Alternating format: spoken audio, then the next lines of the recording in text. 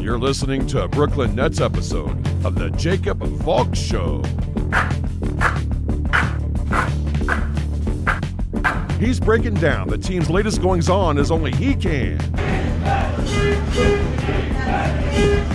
Follow him on Twitter at RealJacobValk. Here he is, Jacob Valk.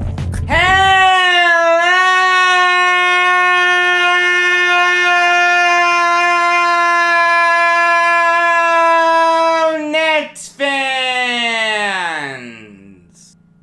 Welcome to my Brooklyn Nets off-season preview here on the Jacob Valk Show. I am the Jacob Valk, and you're not. Before the playoffs started, if you had told me that I was going to do this on June 23rd, before the Eastern Conference Finals have even started, I would have said you were nuts. There's no way this team isn't making the Eastern Conference Finals. Are you nuts? They're going to win the whole thing. No team can beat this team 4 times in a 7-game series. The Bucks did more than that. They beat the Nets 4 times in 5 games. The Nets blew a 2-0. That loss to the Bucks is without question the worst loss in Nets franchise history. It's worse than the 72 ABA Finals. It's worse than 04 against the Pistons. It's worse than 13 against a Bulls team that didn't have Derrick Rose. You have Kevin Durant, James Harden, and Kyrie Irving. No one's beating this team, right? I mean, that's what we all thought. Make no mistake about it. This season is an absolute failure. But I don't want to get too ahead of myself. I like to start these off-season previews with season recaps. The Brooklyn Nets did not get off to a good start. Before the Harden trade, they were 6-6. They'd have had to have played a play-in game against the Hawks in Brooklyn to clinch the 7 seed. They had suffered those really tough losses to the Hornets, the Grizzlies, and the Wizards. They gave up 129 points to the Thunder. I mean, it wasn't good.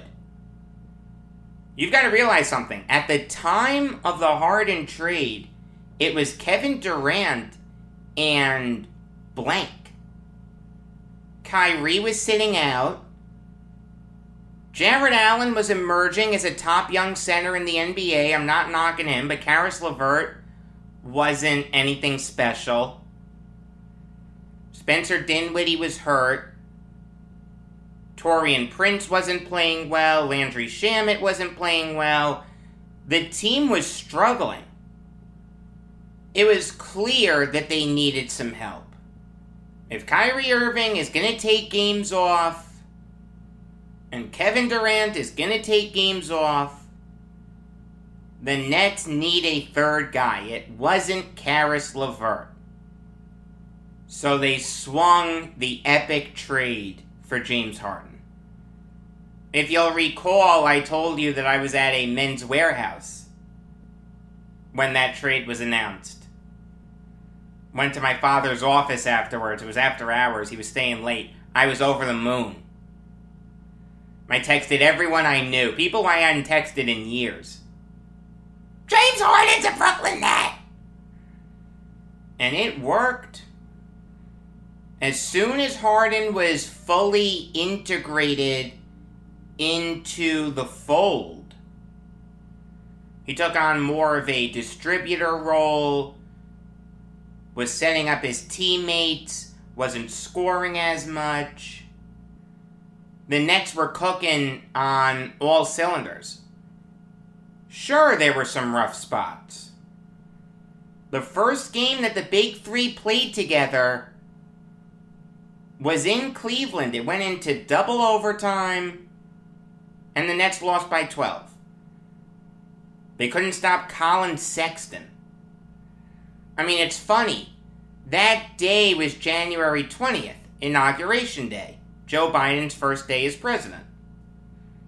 There was some big event that the big television networks were airing that night. I don't remember exactly what it was, but my father came home that night and he said, "Jacob, turn off the Nets game. I want to watch this."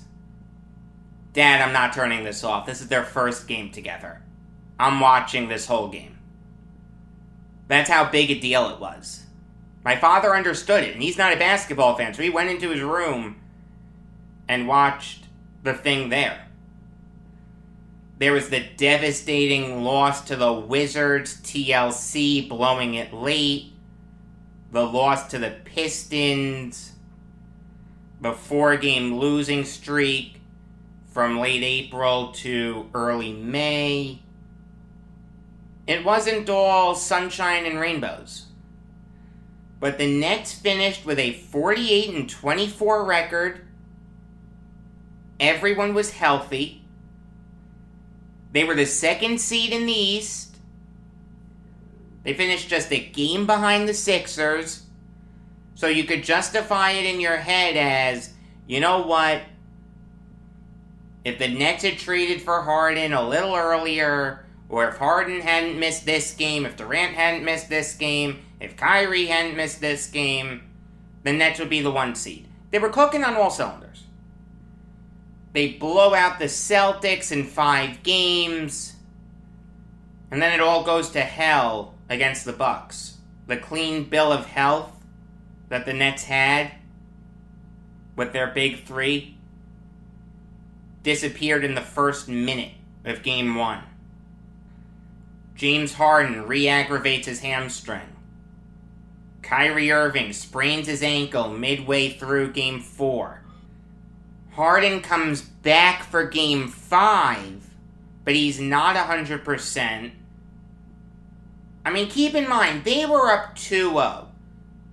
Without James Harden, their second best player, they beat the Bucks by 39 points. Everyone after that game thought that the Nets were going to be in the Eastern Conference Finals. Then they blow it.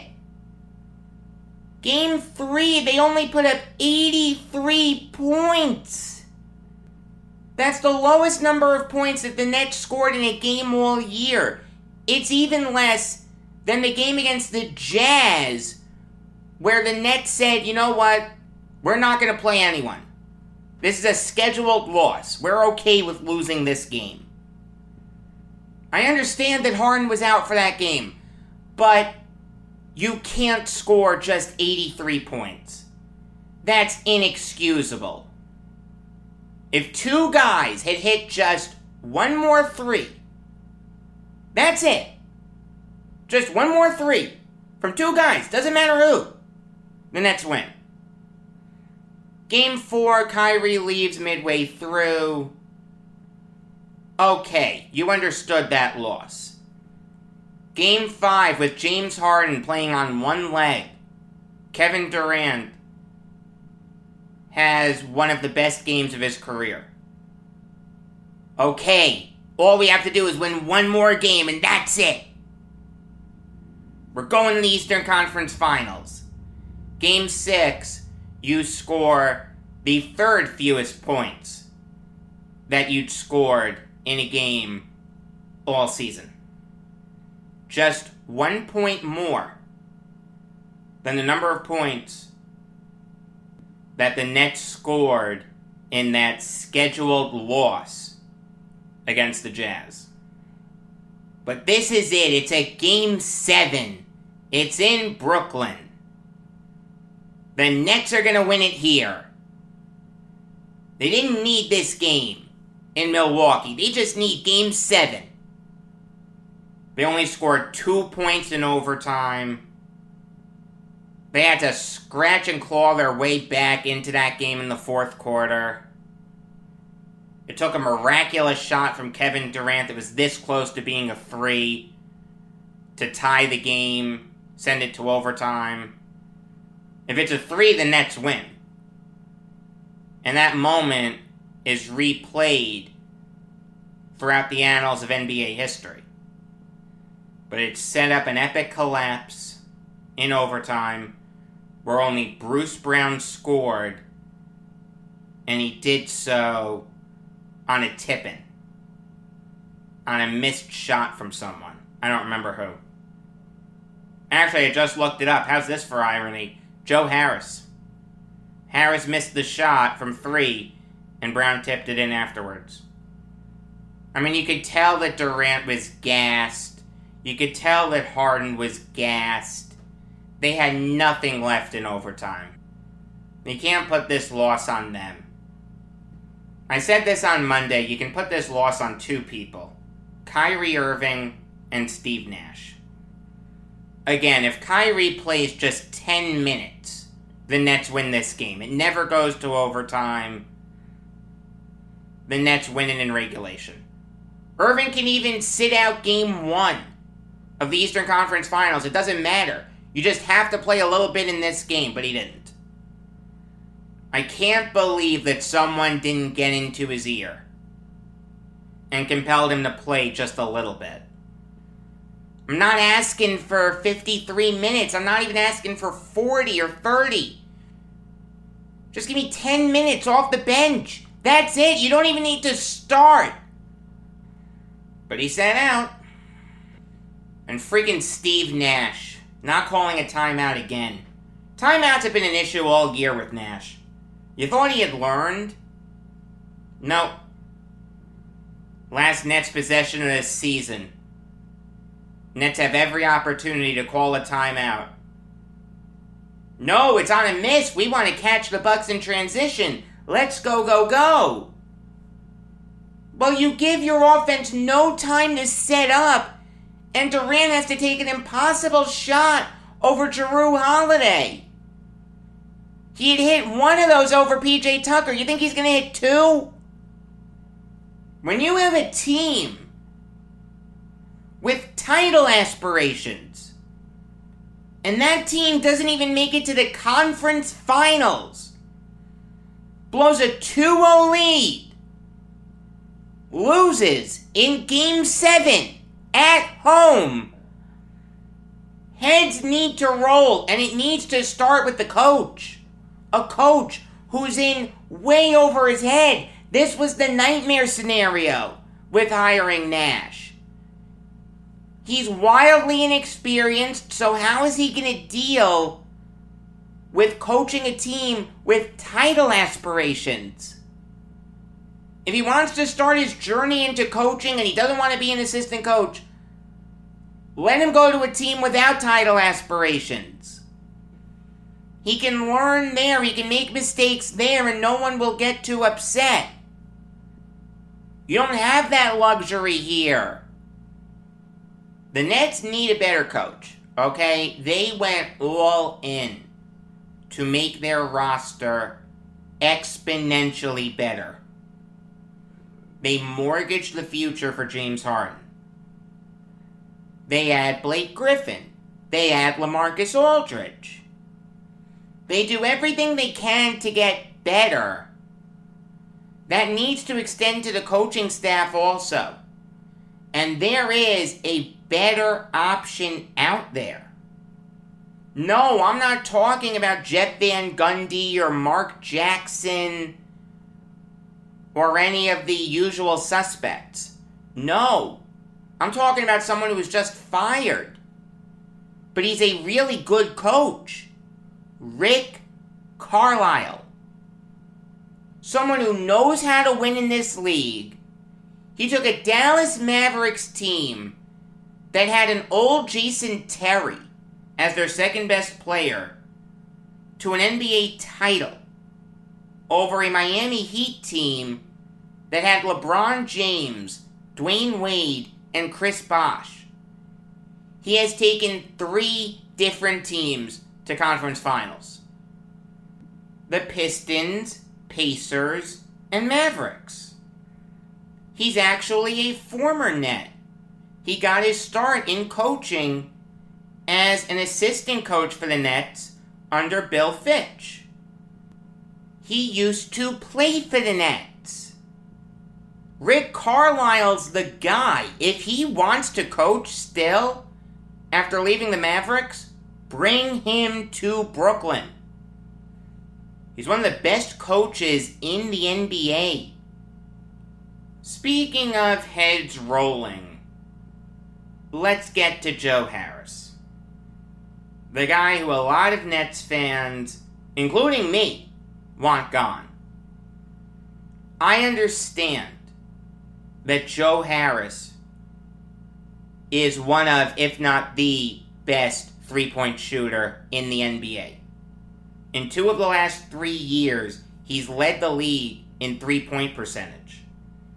But we've seen this before with shooters in the playoffs. When their number is called, unless they're elite, unless they're a guy like Ray Allen, they're not executing. John Starks, in Game 7 of the NBA Finals, shot just 2 for 18 from the field, 0 for 11 from beyond the arc. He cost the Knicks that game. You know why? Because streaky shooters can go cold. And if you go cold in the playoffs, I have no use for you. This is a Nets team that needs to win now. And with the lights on bright, with Joe Harris's number being called a lot, he was probably the second best player on that team, unless you count a hobbled James Harden. He choked. Plain and simple. He choked. And he does that in the playoffs. Against the Sixers, he was dreadful. In the bubble against the Raptors, he only played 2 games. Against the Celtics, he was great. I can't complain with what he did against the Celtics. But in games 3 through 7 of this series against the Bucks, Harris no-showed. He needs to go. You cannot devote over $18 million a year to someone who's a streaky shooter and doesn't show up in the playoffs. Well, what's my idea? My idea is to infuriate Knicks fans by trading for Kristaps Porzingis. Now, I understand that Porzingis has no-showed in the playoffs before. And yes, I understand the irony of calling for the Nets to hire Rick Carlisle and then trading for a Maverick. But the two can be mutually exclusive. I think there's a snowball's chance in hell that Rick Carlisle will coach the Nets next year. It's what I would do if I was Sean Marks, but I don't think it's going to happen. However, I do think it's possible that the Nets can pull off a Porzingis trade. Let me tell you why I want it. One of the biggest issues that the Nets had all year was rebounding. It's because they're a small team. They like to play small ball. They like to go 5 out. The thing is, though, you can put Porzingis in that system and you won't lose anything. We know he's a really good 3-point shooter. Career 36.1% three-point shooter. Last year, he shot 37.6% from beyond the arc. So he fits into the Nets' offense, and he gives them size, he gives them rebounding, he gives them a pretty darn good interior defender. I think it makes sense. Now I know that Porzingis has struggled in the playoffs, okay? I get that. In the bubble, he only played 3 games. And in this past Clippers series, he was atrocious. Shot just 29.6% from beyond the arc. Here's the thing, though. There are some players who, once they're put on better teams, and the Nets are much, much, much better than the Mavericks, they just step it up. Porzingis strikes me as a change of scenery guy. He's still 25. Do you realize that? He's been in the NBA for 6 seasons. He's 25. There's still potential there, a little bit. I think he can realize it with the Nets. Think about a guy like Blake Griffin. A guy who was not a good three-point shooter for the Pistons this year. Shot 31.5% for him. The year before that, just 24.3%. The year before that, his All-Star season for the Pistons, he shot 36.2%. You know what his three-point percentage was for the Nets? 38.3. His field goal percentage exploded also. Once you're in a better situation, these players that we know have talent can step up. I think in a much better situation, Porzingis will step up. Now, I understand the risks surrounding this trade. For starters, the most games that Porzingis has played in his season came in his rookie season, 72. He hasn't played more than 60 games since his sophomore season, 16-17. And if you want to make the argument that Joe Harris is better than Kristaps Porzingis, you can make it. Harris is a better three-point shooter. Porzingis has more ways to beat you. Porzingis is a better rebounder. He's better defensively. But Harris is more durable. And his three-point shooting is absolutely elite. You can make the argument that Harris is better than Porzingis. In fact, I don't know if I think Porzingis is better than Harris. I'm going back and forth on it in my head. But I'm addressing the biggest issue that this team had. Instead of waiting until players get cut to address these issues, and you're forced to sign a guy who only plays 5 games for you, be proactive. You know what your issue is. It's rebounding, and it's a low post presence. Kristaps Porzingis can be that. He's gotten a lot more comfortable in the interior since going to Dallas. Obviously, he can flare outside if he needs to. Also, I'd rather pay Porzingis over $30 million a year than pay Harris over $18 million a year. Porzingis is the more well-rounded player. Now, you may be thinking to yourself, Jacob, straight up, can you make that trade? The answer is no. Straight up, that trade does not work. The Nets would need to cut $9.8 million from their payroll to make that trade work. You know who's making $9.8 million next year? DeAndre Jordan. Now, I know that Jordan is on a bad contract, but Porzingis isn't on a great contract either. It's weird with Porzingis. He's a very good player, But in a perfect world, the Mavericks would probably redo that contract.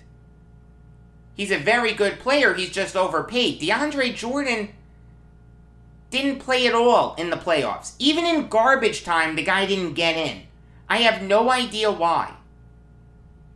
Jordan can play for the Mavericks. The Mavericks actually once wanted DeAndre Jordan.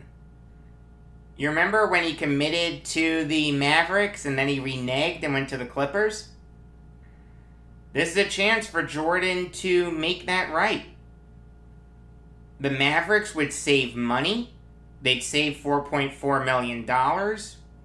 I like the idea of Doncic and Jordan playing together. They get a really good player in Joe Harris. I think there's something there. And I don't think the Nets would need to give up a first overall pick for that. Because I think the Mavericks want to trade Porzingis. There's a lot of controversy surrounding them. That gambler supposedly having Mark Cuban's ear. They fired Donnie Nelson. They fired Rick Carlisle. I think they're eager to move on from Porzingis. If the Nets kick in some seconds, let's say all 3 seconds that they have this year, I would do that. Also, I do just want to address the idea of a Ben Simmons trade. I don't see it happening. I think Simmons on the Nets makes a little sense. Great defender, great rebounder. Could you imagine Simmons with the ball on an ISO? With Durant, Harden, and Kyrie spaced around him? Simmons is going off. But after what he did against the Hawks, I really don't want him. The guy can't shoot at all. I just don't want a guy like that. He's massively overpaid. The Simmons contract is a lot worse than the Porzingis contract. Let me tell you. And also, I don't think Daryl Morey would trade Simmons within the division. I understand that divisions don't mean as much in the NBA, but you still see those teams more. There is a rivalry there. I just don't see Morey doing it. So, speaking of the draft, I'm just gonna focus on the first rounder that the Nets have. The 27th overall pick. Believe it or not, that's their own pick. The reason I'm doing that is because the Nets may need to trade their 3 seconds this year to get Porzingis. I'd like to add a stretch 4. Basically, I don't think that Jeff Green is going to re-sign with the Nets. It's nothing against Green. I like Green a lot. I'd welcome him back. But I think it's tough to expect that guy to take another minimum salary contract. So give me a backup stretch 4.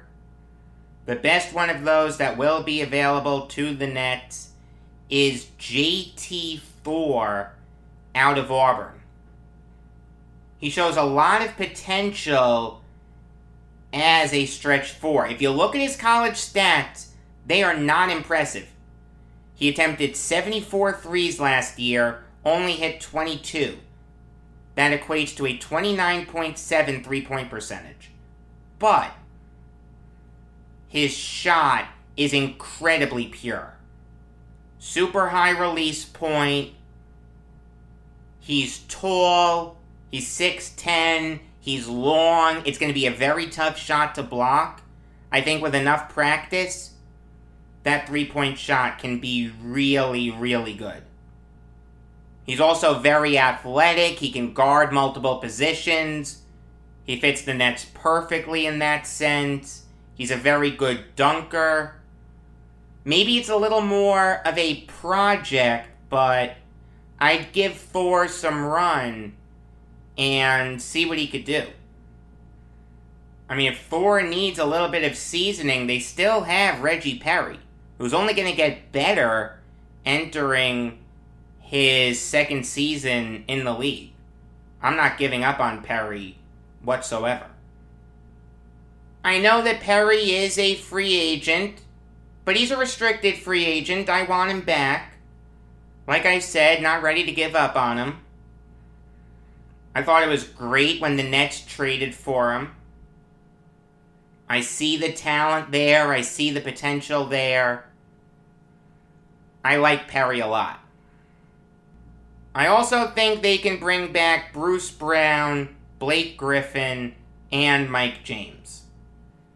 Brown is a restricted free agent, and you're not going to find anyone as good as him in free agency, with the Nets having no cap room whatsoever. They're limited to just the taxpayers' MLE and minimum salaries.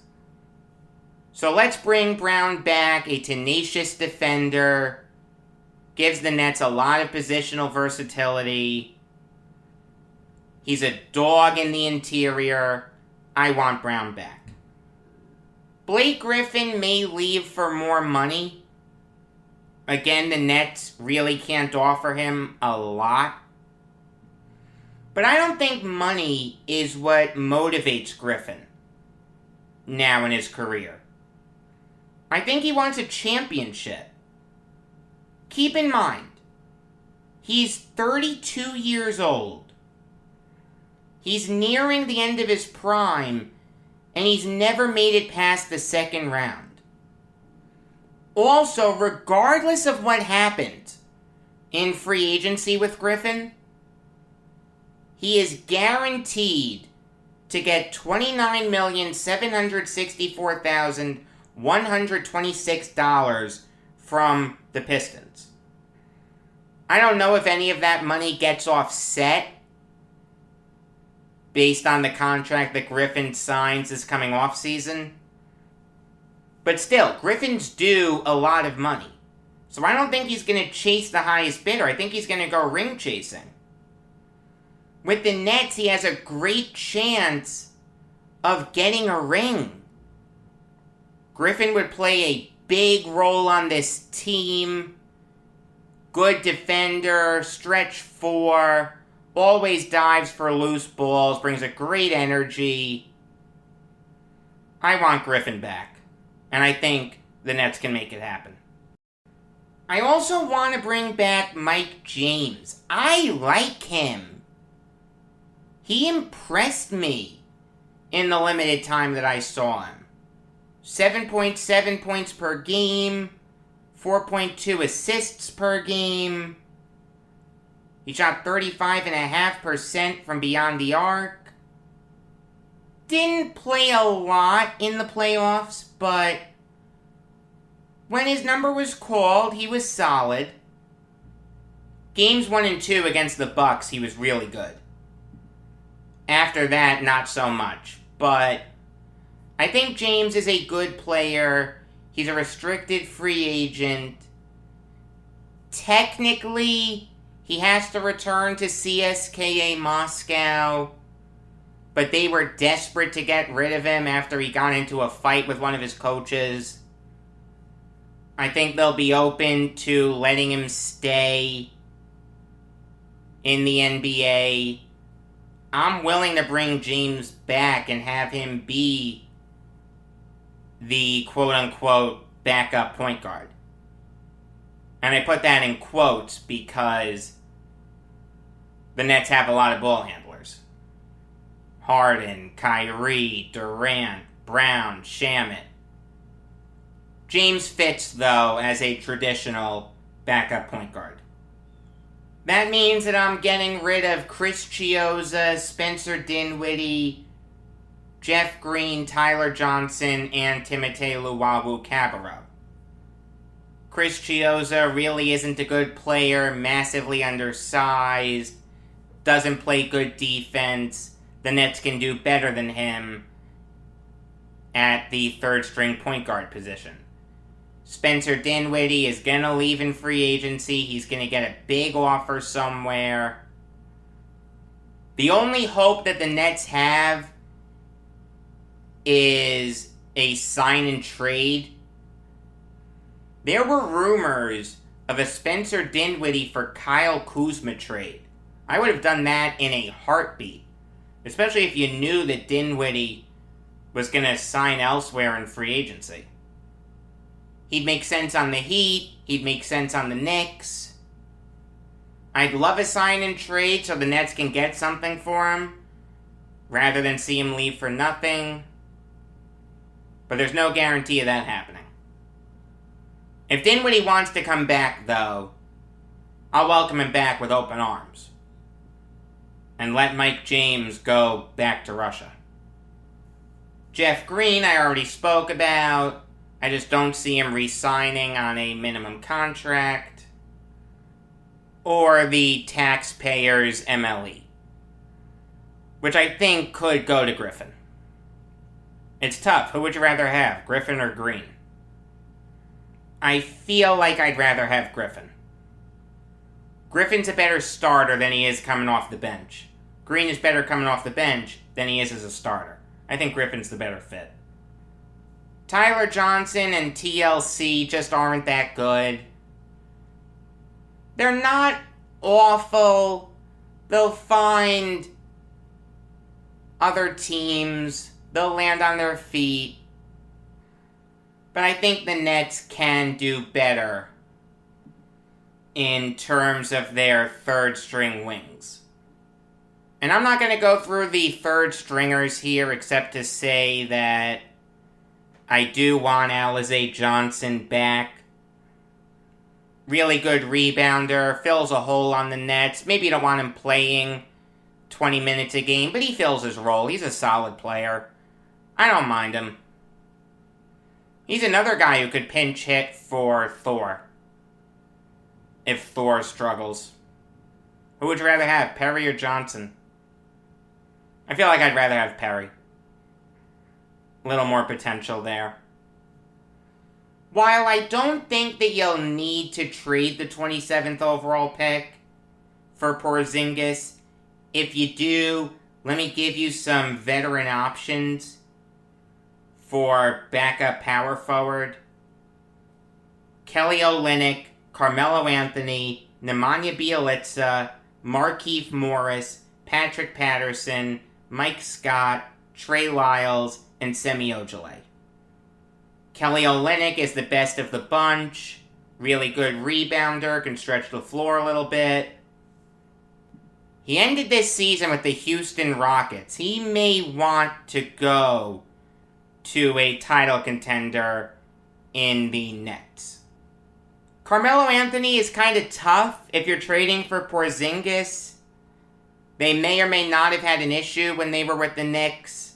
You've got to get that sorted out, but Melo would give the Nets a great veteran presence. He's at the end of his career. Don't you think he wants to play for his hometown team? Don't you think he wants to win a title? That's all he's missing. He's not going to get it in Portland, especially if they trade Damian Lillard.